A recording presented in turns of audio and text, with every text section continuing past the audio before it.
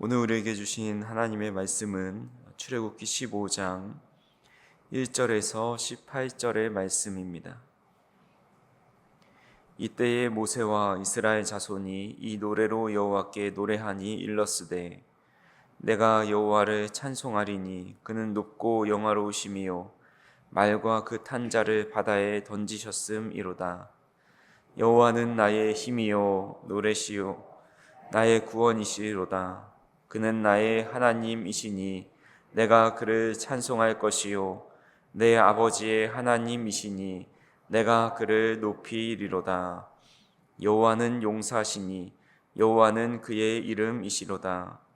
그가 바로의 병거와 그의 군대를 바다에 던지시니 최고의 지휘관들이 홍해에 잠겼고 깊은 물이 그들을 덮으니 그들이 돌처럼 깊은 속에 가라앉았도다. 여호와여 주의 오른손이 권능으로 영광을 나타내시니이다. 여호와여 주의 오른손이 원수를 부수시니이다. 주께서 주의 큰 위엄으로 주를 거스르는 자를 엎으시니이다. 주께서 진노를 발하시니 그 진노가 그들을 지푸라기 같이 사르니이다. 주의 콧김에 물이 쌓이되 파도가 언덕같이 일어서고 큰 물이 바다 가운데 엉기니이다. 원수가 말하기를 내가 뒤쫓아 따라잡아 탈취물을 나누리라. 내가 그들로 말미암아 내 욕망을 채우리라. 내가 내 칼을 빼리니 내 손이 그들을 멸하리라 하였으나 주께서 바람을 일으키심에 바다가 그들을 덮으니 그들이 거센 물에 납같이 잠겼나이다. 여호와여 신중에 주와 같은 자가 누구니이까? 주와 같이 거룩함으로 영광스러우며 찬송할 만한 위엄이 있으며 기이한 일을 행하는 자가 누구니이까? 주께서 오른손을 드신즉 땅이 그들을 삼켰나이다. 주의 인자하심으로 주께서 구속하신 백성을 인도하시되 주의 힘으로 그들을 주의 거룩한 처소에 들어가게 하시나이다. 여러 나라가 듣고 떨며 블레셋 주민이 두려움에 잡히며 에돔 두령들이 놀라고 모압 영웅이 떨림에 잡히며 가나안 주민이 다 낙담하나이다. 놀람과 두려움이 그들에게 임하매 주의 팔이 크므로 그들이 돌같이 침묵하였사오니 여호와여 주의 백성이 통과하기까지 곧 주께서 사신 백성이 통과하기까지 였나이다. 주께서 백성을 인도하사 그들을 주의 기업의 산에 심으시리니이다. 여호와여 이는 주의 처소를 삼으시려고 예비하신 것이라. 주여 이것이 주의 손으로 세우신 성소로소이다.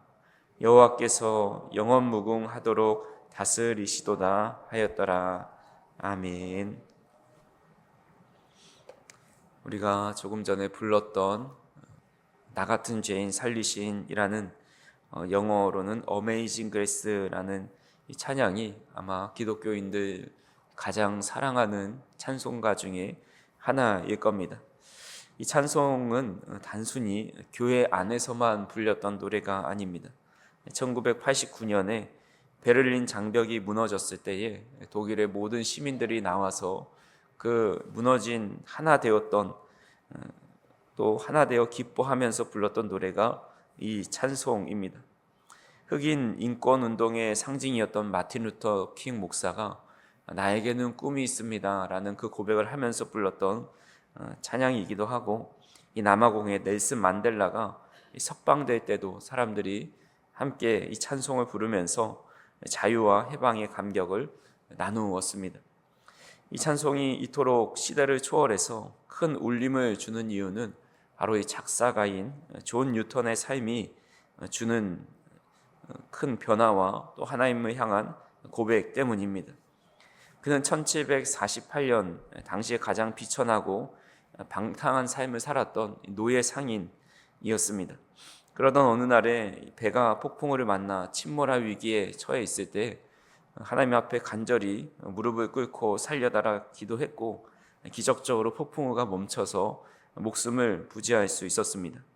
그는 그 길로 노예 무역을 청산하고 회심하고 목회자의 삶을 삽니다. 그러면서 자신을 구원하신 하나님의 은혜에 감사하면서 지은 이 찬송가가 바로 Amazing Grace, 나 같은 죄인 살리신이라는 곡입니다. 오늘 우리가 함께 읽은 이 출애굽기 15장의 본문이 바로 구약 성경에 나오는 Amazing Grace와 같습니다. 이스라엘 백성들이 고통과 신음 속에 점점 힘을 잃어가고 그 고통이 가중되어 갈 때에 하나님 앞에 구원을 호소했고 하나님께서 수많은 기적을 이루시면서 어제 보았던 14장에 결국 홍해를 가르시고 이스라엘 백성들을 애굽으로부터 완전히 출애굽시키셨습니다. 그리고 나서 15장에 그 은혜에 감사해서 부른 찬양이 바로 오늘 우리가 읽은 본문의 말씀입니다. 그러니까 출애굽기 14장이 하나님께서 홍해를 가르시고 일하신 사건, 그 기적이라고 한다면 15장은 그 구원을 체험한 백성들이 하나님 앞에 감사하며 그 구원의 감격을 부른, 구원에 감격하여서 부른 노래라고 할 수가 있습니다. 그래서 오늘 이 말씀을 통해서 고난을 통과한 성도들이 부른 노래, 또 홍해의 그 큰 깊은 바다를 건넌 이스라엘 민족들이 감격을 가지고 부른 노래인 이 놀라운 모세의 찬양, 또 이스라엘 백성들의 찬양에 대해서 우리 함께 그 의미를 묵상해 보고자 합니다. 먼저 1절과 2절을 다시 한번 보시면 반복적으로 나오는 주어가 있습니다. 그것이 무엇인지 한번 찾아보시면서 들어보시기 바랍니다. 이때에 모세와 이스라엘 자손이 이 노래로 여호와께 노래하니 일러스되 내가 여호와를 찬송하리니 그는 높고 영화로우심이요 말과 그 탄자를 바다에 던지셨음이로다. 여호와는 나의 힘이요 노래시며 나의 구원이시로다. 그는 나의 하나님이시니 내가 그를 찬송할 것이요 내 아버지의 하나님이시니 내가 그를 높이리로다 라고 고백하고 있습니다. 1절과 2절에 반복되는 주어가 바로 나라는 주어입니다. 출애굽한 이 사건은 이스라엘 민족 전체가 경험한 집단적인 사건이었습니다. 200만 명이나 되는 사람들이 함께 홍해를 건넜습니다. 그렇다면 이 찬양의 주어는 나가 아니라 우리여야 맞습니다. 우리가 여호와를 찬송하리니 여호와는 우리의 힘이요라고 고백할 법합니다. 근데 오늘 본문에서는 나라는 주어를 사용했습니다. 모세와 이스라엘 백성들은 철저히 나라는 단수로 하나님을 스스로 노래하고 있는 것입니다. 이것은 구원은 공동체가 함께 경험하지만 그 하나님을 만나는 것은 철저히 개인적이어야 한다라는 것을 의미합니다. 홍해를 건넌 것은 민족이었지만 그 물벽 사이를 건너면서 하나님이 정말 위대하시구나, 하나님이 우리를 사랑하시는구나, 하나님이 우리를 끝까지 인도하여 내시는구나, 그것을 구원의 감격을 맛보는 것은 각 개인의 경험으로 나와야 한다라는 겁니다. 신앙생활에서 가장 위험한 것 중에 하나가 묻어가는 것입니다. 교회의 공동체에 묻어가고 부모님의 신앙에 묻어가고 동료, 주변 사람들의 이웃들과 또 성도의 신앙에 묻어가는 것은 나는 그 사람들과 같이 신앙이 좋은 것 같다 여기지만 결국 홀로 남게 되었을 때에 또 홀로 신앙생활하게 되었을 때에 신앙이 무너지는 것을 많이 보게 됩니다. 그래서 그렇게 묻어가기만 하는 신앙은 온전한 신앙으로 자리매김할 수가 없습니다. 야곱이 집을 떠나서 에서를 피해서 삼촌 라반의 집으로 갈 때에 그의 이삭의 하나님, 또 어머니의 하나님이 아니라 정말 그 광야에서 나의 하나님, 또 나를 인도하신 하나님을 만났듯이 우리는 우리 부모님의 하나님, 또 우리 친구의 하나님, 우리 성도의 하나님을 넘어서서 바로 내가 개인적으로 만나는 나의 하나님으로 고백되어져야 한다라는 것입니다. 그래서 우리 성도님들이 우리가 교회 안에서 함께 공동체 신앙을 가지고 함께 신앙생활을 하지만 그 가운데서 공동체 예배 속에서도 개인적인 하나님의 만남과 임재가 있어야 하고 또 공동체가 함께 신앙생활 하면서도 나의 신앙 고백을 가질 수 있는 우리 성도님들이 되기를 간절히 소망합니다. 우리 3절에서 또 모세는 이렇게 선포합니다. 3절에 여호와는 용사시니 여호와는 그의 이름이시로다라고 고백합니다. 이스라엘 백성들에게 여호와는 더 이상 추상적인 신, 또 조상들의 신이 아니었습니다. 그들을 위해 친히 싸우시는 강력한 용사였습니다. 이스라엘을 그토록 괴롭히고 노예로 삼으려고 하던 그 바로의 군대, 또 바로 이집트, 그들을 어떻게 처리하셨는지 4절과 5절에 보시면 그가 바로의 병거와 그의 군대를 바다에 던지시니 최고의 지휘관들이 홍해에 잠겼고 깊은 물이 그들을 덮으니 그들이 돌처럼 깊은 속에 가라앉았도다라고 고백합니다. 하나님은 그들을 바다에 던지셨습니다. 마치 어린아이가 이 돌멩이 하나를 바다에 던지듯이 당대 최강국 애굽의 정예 부대를 아주 가볍게 던져버리십니다. 그러자 그들은 돌처럼 뜨지 못하고 깊음 속에 가라앉습니다. 여기서 사용된 깊음이라는 단어는 창세기 1장 2절에서 흑암이 깊음 위에 있다라고 할 때 그 단어와 같습니다. 창조 이전의 혼돈과 공허와 무질서의 상태를 의미합니다. 하나님께서 바로의 군대를 깊음 속에 던지셨다라는 것은 창조의 질서를 거스르고 하나님을 대적하는 자들을 다시 혼돈과 흑암의 상태로 되돌려 놓는 그런 심판을 행하셨다라는 의미입니다. 세상의 권력자들 또한 바로는 자신들이 대단하고 자신이 신이라고 생각을 합니다.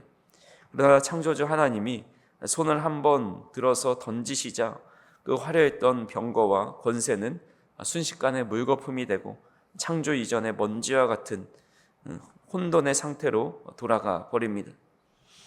본문 9절을 보면 특히 이들이 하나님을 대적하는 원수들의 이 특징에 대해서 적나라하게 드러납니다.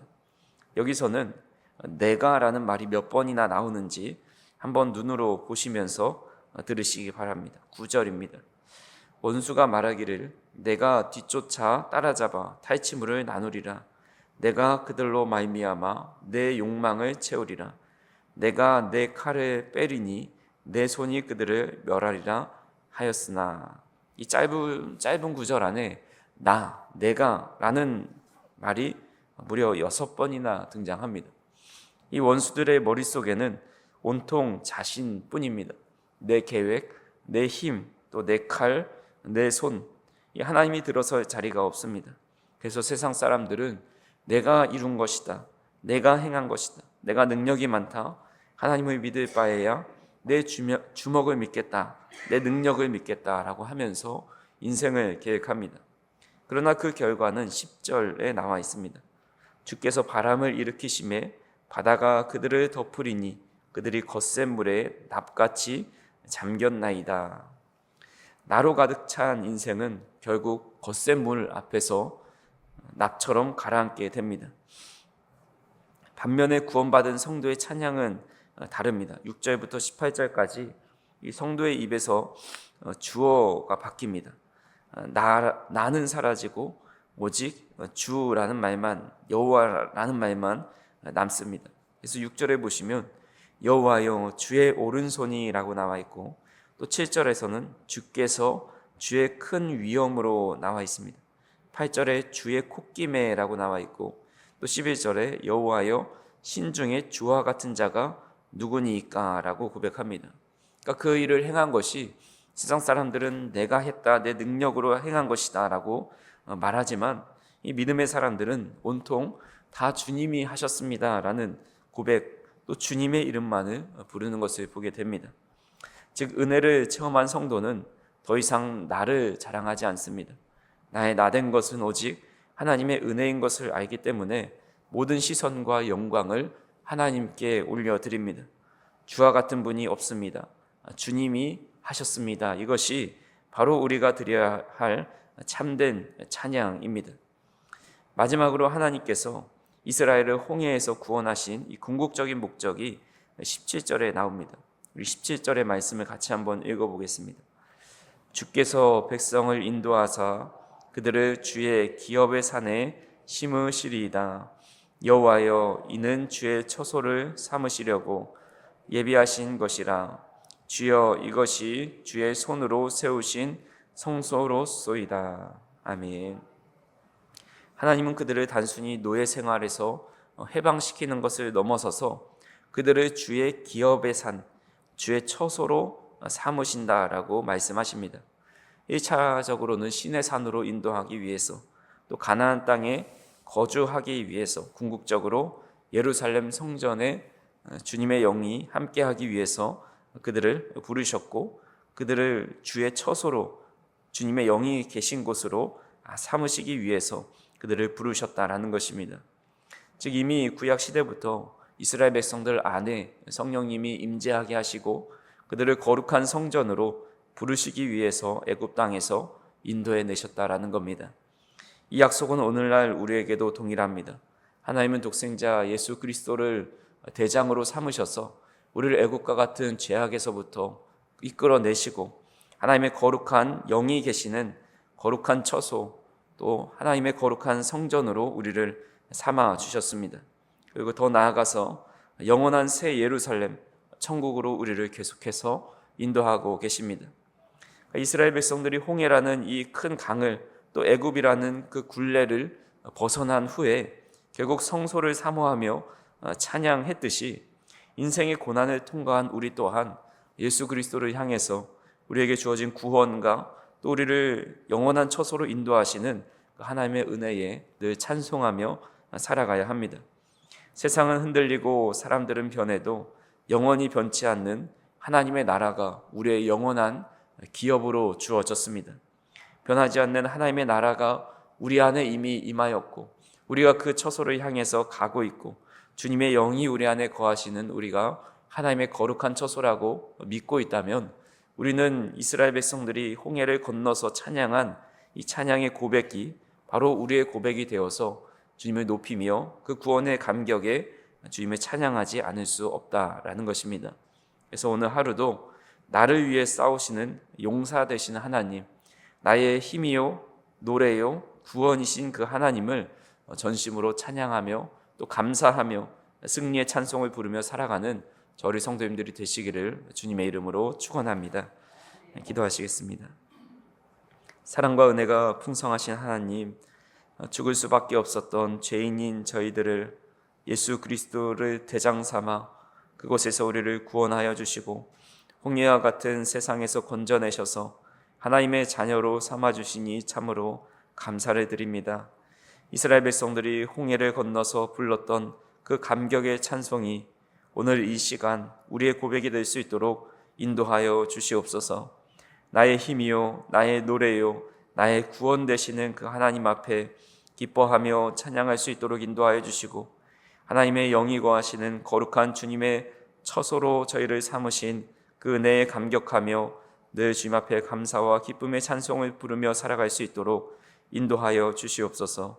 오늘도 우리의 삶에는 결핍과 또 어려움과 육신의 연약함들이 찾아오지만 그럼에도 불구하고 가장 궁극적이고 가장 귀하신 구원의 은혜와 또 우리를 건져내시는 하나님의 사랑을 더 깊이 묵상하면서 우리의 삶의 환경과 조건에 상관없이 늘 주님을 기뻐하며 찬양하는 복된 하루가 될 수 있도록 인도하여 주시옵소서. 오늘도 일상의 삶에서 우리가 찬양하는 이 찬양의 소리를 들어주시고 또 우리가 몸으로 예배하고 또 우리가 주님의 말씀에 순종하는 삶으로 주님을 높여드리는 우리의 삶을 기뻐하셔서 정말 우리가 구원받은 자로서의 삶을 살아가고 또 하나님을 높이는 데 부족함이 없도록 인도하여 주시옵소서. 감사를 드리며 예수님의 이름으로 기도하옵나이다. 아멘.